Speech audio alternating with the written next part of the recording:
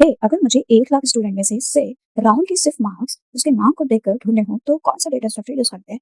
तो उसका आंसर है मैप। अब what is a map? Map एक C plus plus STL container है जो डेटा को की वैल्यू पेयर्स में स्टोर करता है। यहाँ पर each key is unique and data is automatically stored in the sorted order of the key.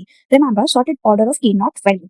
So this is the syntax of map. यहाँ पर जो स्टूडेंट्स के नेम है वो की है और उनके मार्क्स जो है वो value है. Okay, so string is student name and value is marks. So this is the example. Here the data is stored as Aman, Priya and Rahul. This is the sorted order. Remember, this is sorted by key, not the value. So A, P, R. Okay. So how to insert an element? So this is the simple as my previous videos. These are the functions to insert an element.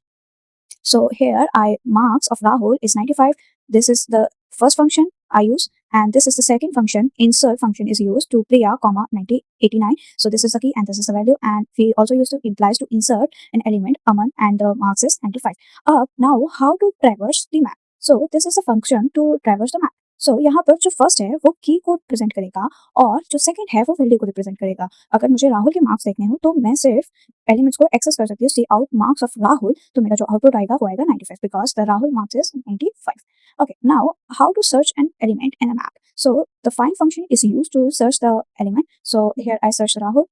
If I want to delete an element, so as my previous videos, the erase function is used to remove or delete that element. So map की सबसे बड़ी advantage है ये insertion, searching और deletion सभी operations में big of log and time में होता है क्योंकि ये रेड ब्लैक ट्री को के बेस पर करना होता है।